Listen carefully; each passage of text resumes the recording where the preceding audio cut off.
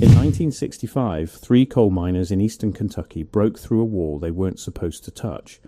Behind it, they found a chamber that shouldn't exist. Inside were skeletal remains measuring over 9 feet tall, arranged in rows like soldiers. Within 72 hours, the mine was sealed with concrete. The miners were paid to stay quiet, and the story was buried along with whatever was inside. But here's what those same mining companies don't want you to know. Kentucky sits on top of one of the most extensive cave systems in North America. According to dozens of sealed mining reports, forgotten newspaper clippings, and deathbed confessions from miners, those caves weren't always empty. This isn't folklore. This isn't legend. This is about physical evidence that was buried, records destroyed, and an entire generation of coal miners who saw things underground that made their companies seal entire sections and walk away from millions of dollars in unmined coal. Evidence that suggests our understanding of who lived on this continent and when might be fundamentally wrong. Welcome to the story they tried to erase. Eastern Kentucky in the early 20th century was a coal rush. Companies tore into the Appalachian Mountains with dynamite and steam shovels, racing to extract as much as possible before the seams ran dry. These were industrial operations run by men who measured success in tons per day, not historical preservation.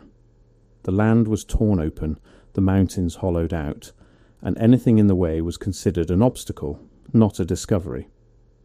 The miners weren't scientists. They were labourers. Most had never finished elementary school. They worked 12-hour shifts in darkness, breathing coal dust, knowing every swing of the pickaxe could trigger a collapse. Their job was to dig, load, and get out alive. They weren't looking for history, they were looking for coal. But starting around 1901, miners in Breathitt County began reporting something strange. They were finding bones, not animal bones, not normal human bones, bones that were too long, too thick, and too deliberately arranged to be accidental burials. Bones that belonged to people who shouldn't exist according to everything they'd been taught about history. The first documented incident comes from mining foreman Silas Hatcher. In his personal journal, recovered in 1998 from an estate sale, Hatcher describes his crew breaking into a burial vault near Jackson, Kentucky. Inside were 7 skeletons, each measuring between 8 and 10 feet in length. The skulls had double rows of teeth. The femurs were thicker than their sledgehammer handles. Hatcher reported the find to his supervisor. The mine owner brought in a doctor from Lexington to examine the remains. The doctor took measurements, collected samples, and wrote a report that was never published. 2 weeks later, the entire section was backfilled with rubble. Hatcher's journal entry ends with this line: "They paid us double wages for the month and told us the vault was empty when we opened it." We all knew better, but we all took the money. That pattern would repeat for 60 years. Miners would break into chambers, find skeletal remains of unusual size, report it. The mine would be sealed. The story would die. In 1934, the Courier-Journal in Louisville published a brief article on page 9. The headline, "Giant Skeleton Found in Cave near Prestonsburg." 2 hunters exploring a cave found a skeleton measuring 9 feet 4 inches, lying in a stone coffin carved from limestone. The coffin had symbols neither man could identify. The article mentioned a Smithsonian representative was traveling to Kentucky to examine the find. A follow-up was promised within the week. That follow-up never ran. The Smithsonian has no record of the trip. When researchers tried to locate the cave in the 1970s, the landowner claimed it had collapsed. Between 1920 and 1950, at least 12 coal mines in eastern Kentucky were permanently sealed despite containing profitable coal seams. Official explanations varied: structural instability, gas pockets, flooding. But the economics didn't add up. These companies walked away from millions in mapped, ready-to-extract coal. Miners told a different story. Chambers filled with artifacts made from metals that didn't corrode. Stone tablets covered in unrecognizable writing. Skeletal remains clearly human in shape, but not human in size. One miner, interviewed anonymously in 1989, described finding a bronze shield beneath Pike County. over 4 feet wide, showing no rust despite burial in damp earth. Carved into its surface was a scene showing tall figures constructing massive stone buildings. His foreman confiscated it and warned that mentioning it would end his career in Kentucky coal. The next week, that entire section was dynamited and sealed with concrete. The question isn't whether these finds happened.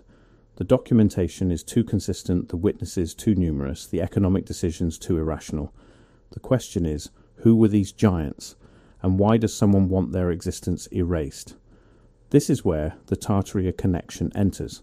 For those unfamiliar, the Tartaria hypothesis suggests a technologically advanced civilization existed across the northern hemisphere until recently.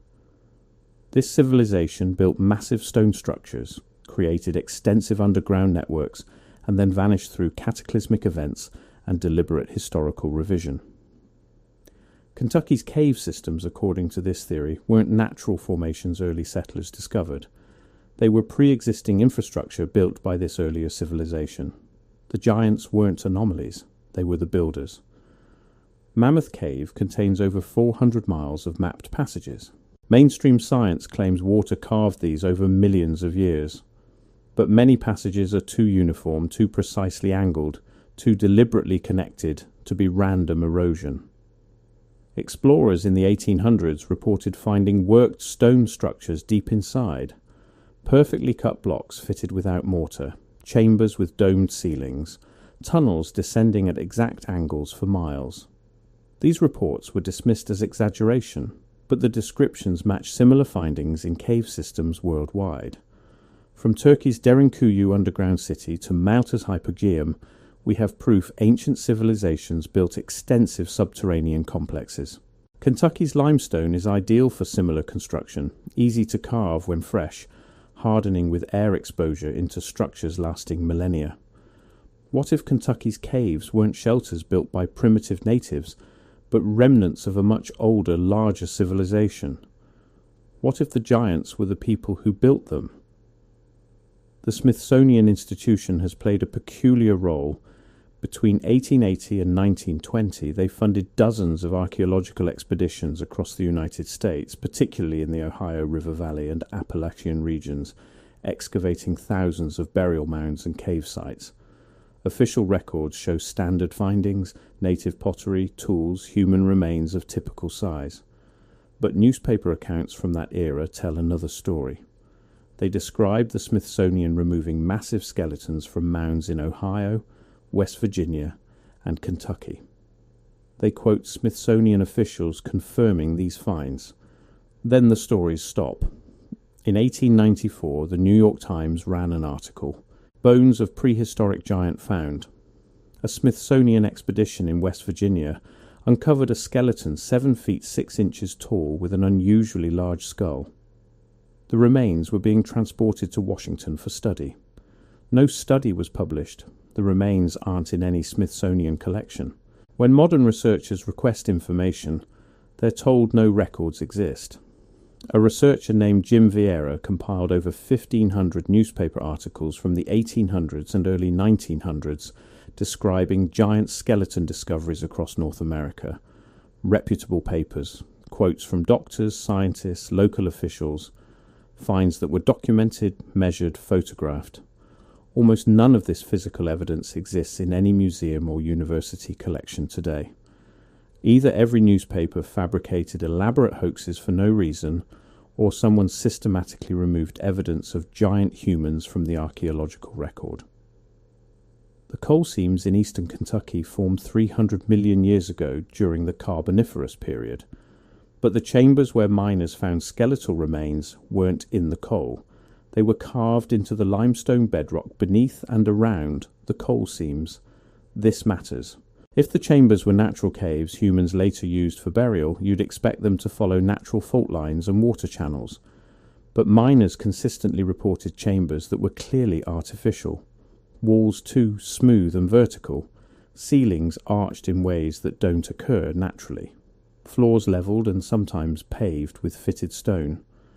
Mine inspector Robert Cantrell discovered an intact chamber in 1956 while investigating a collapse in Harlan County. He described it as 30 feet square with a domed ceiling reaching 15 feet at the center. The walls were lined with cut stone blocks. In the center was a stone platform with 3 skeletons arranged side by side. Cantrell was a trained engineer. In his official report, he stated clearly the chamber was not natural. Someone had carved it deliberately, fitted it with stone blocks showing tool marks, and used it for burial. His report included measurements: the shortest skeleton, 8 feet 2 inches, the tallest, 9 feet 7 inches. All 3 showed massive bone density and musculature beyond modern humans. Cantrell submitted his report to the state mining authority.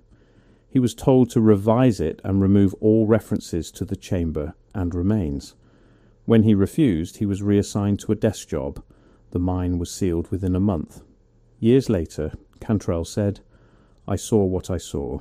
I measured what I measured.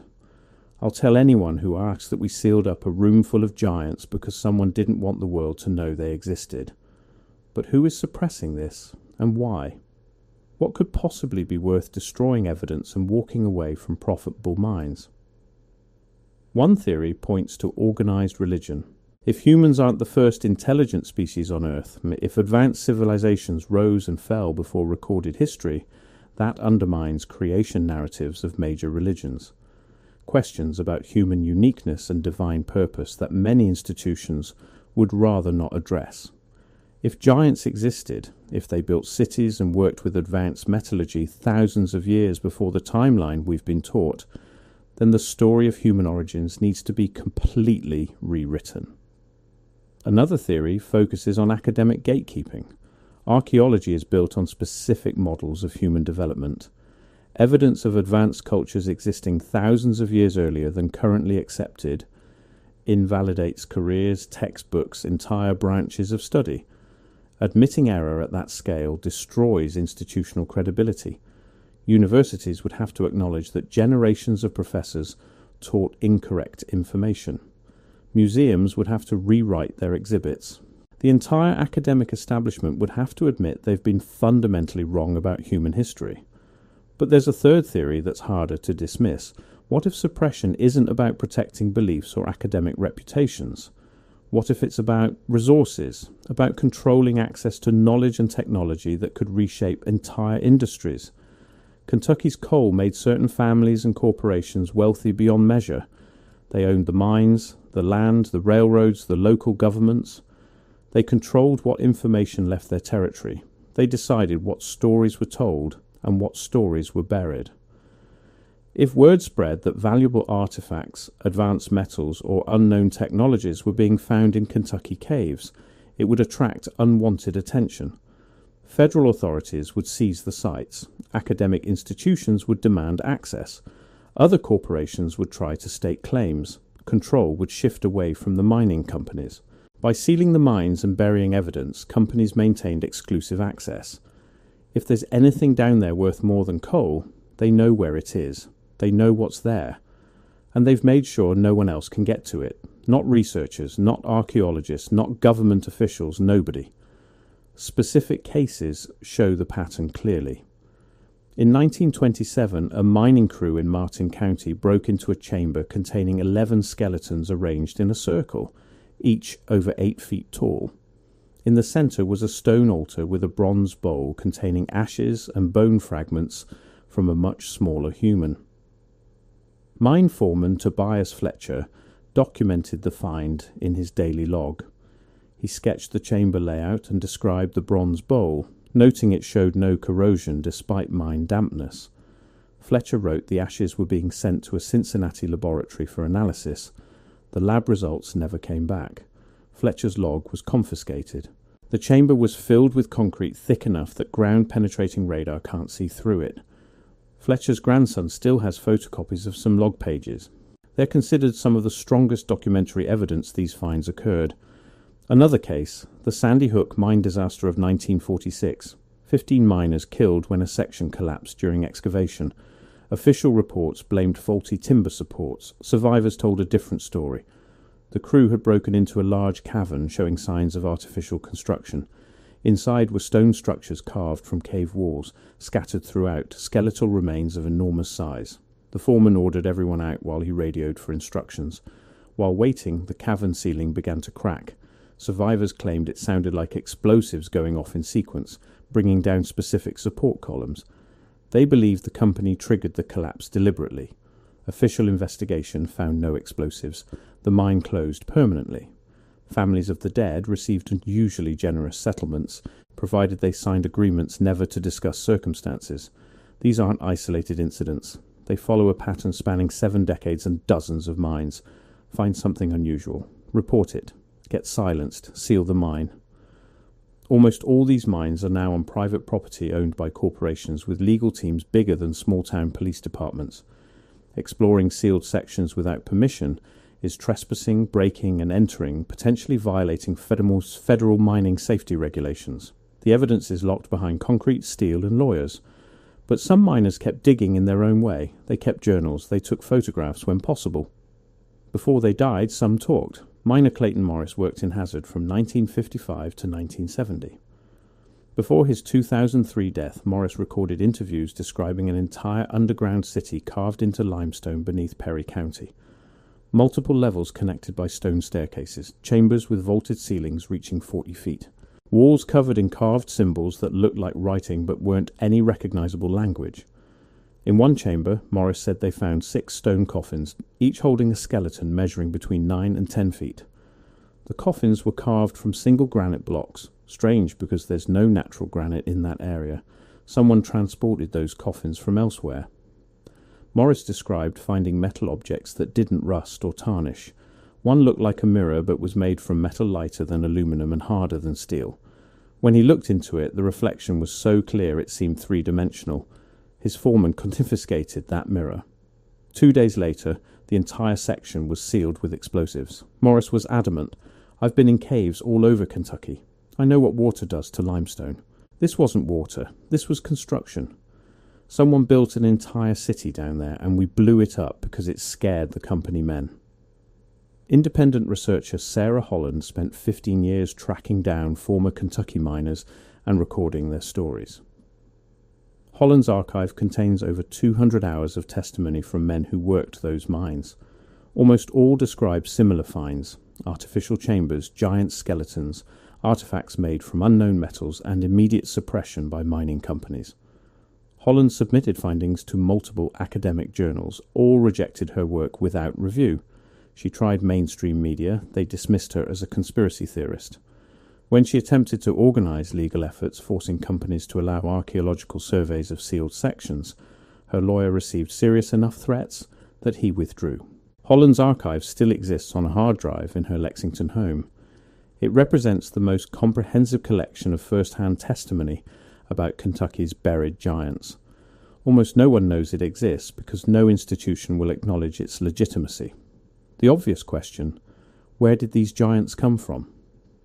Mainstream answer: they didn't exist. Claims are hoaxes, misidentifications, or exaggerations by people who didn't understand what they saw. But that doesn't hold up.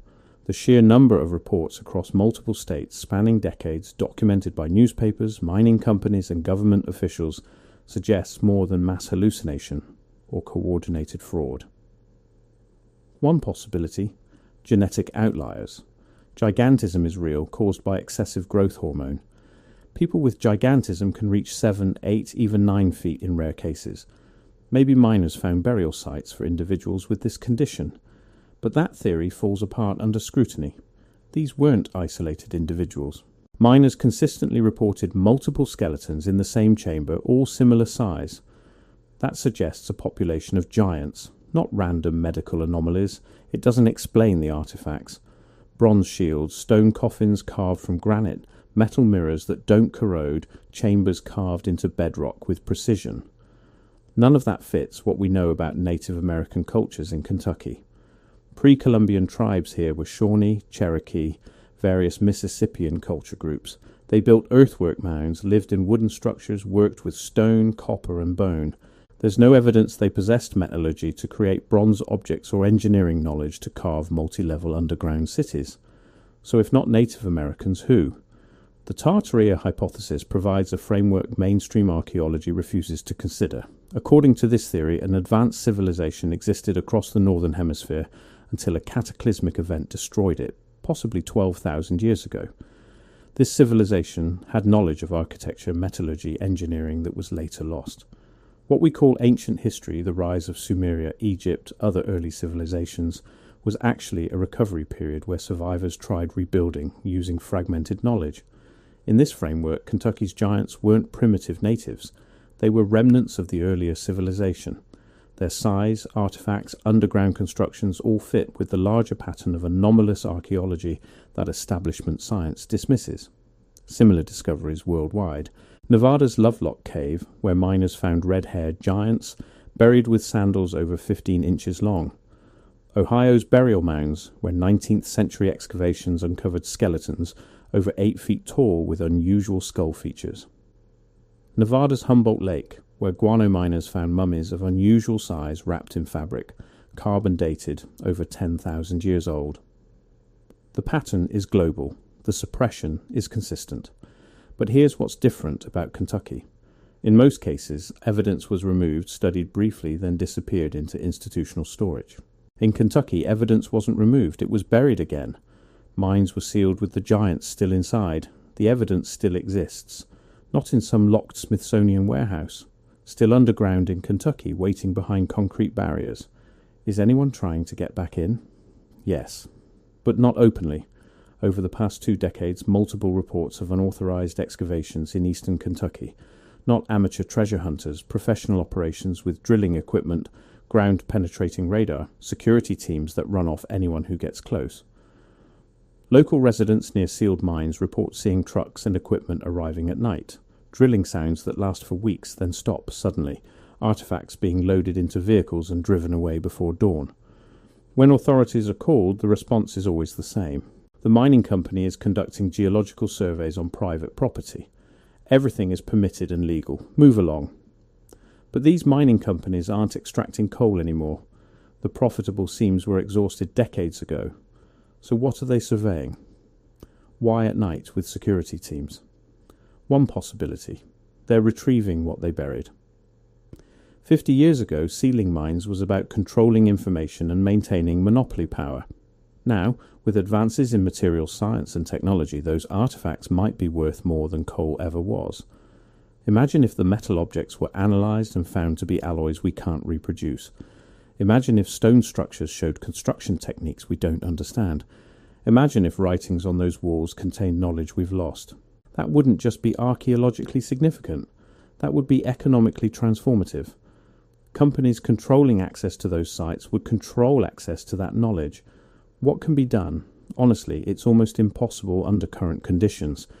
But there are paths forward. Documentation matters. The more people who know about these cases, the harder they are to suppress.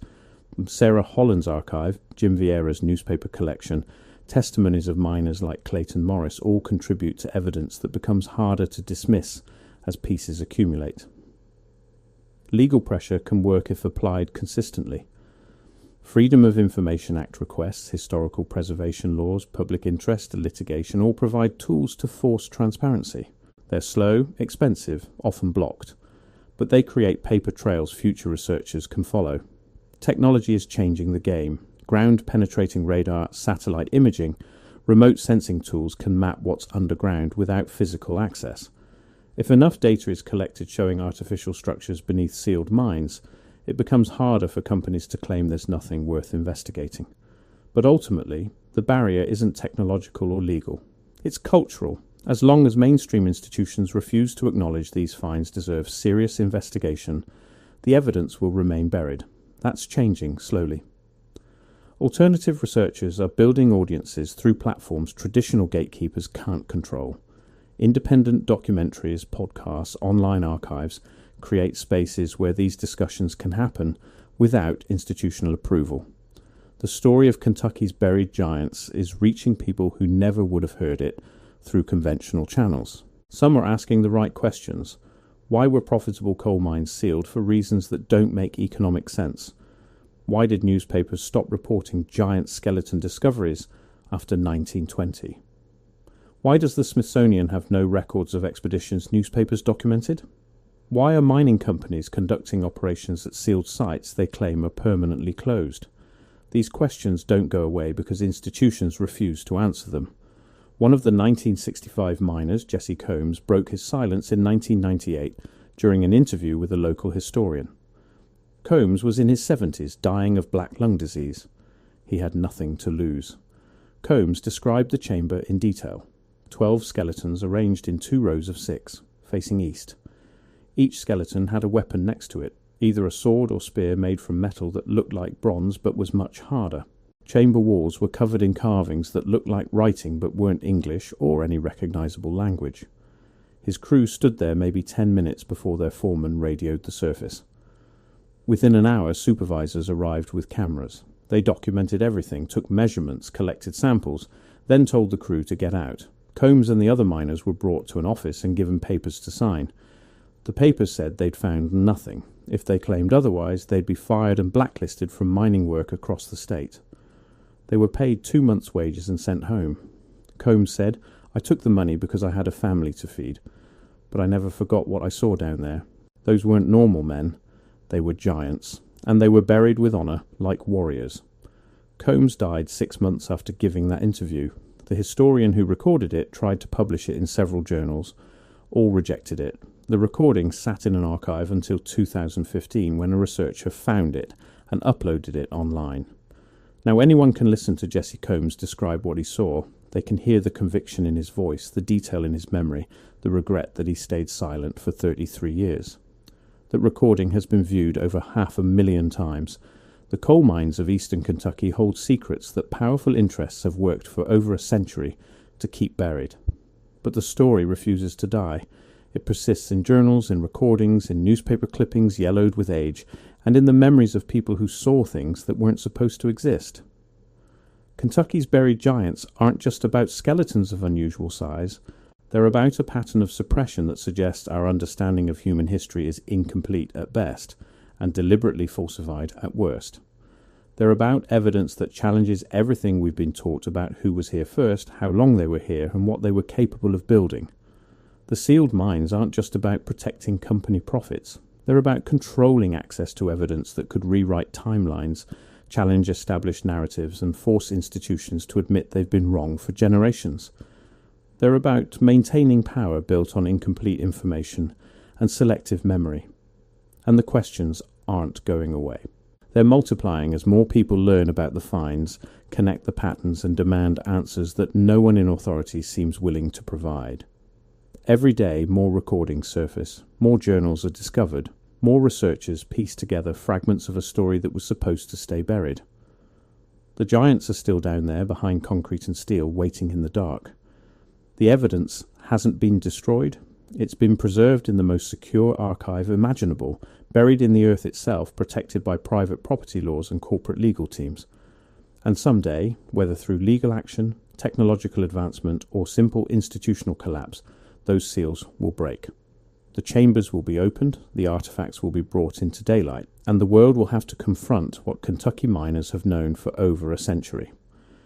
There were giants in the earth in those days, giants who built underground cities, giants who worked with metals we can't identify, giants who were buried with honor like warriors, and someone sealed the mines to make sure we'd never prove it. Someone decided controlling this knowledge was more valuable than all the coal in Kentucky. But truth has a way of surfacing. Stories have a way of surviving. And evidence, no matter how deeply buried, eventually finds its way back to light.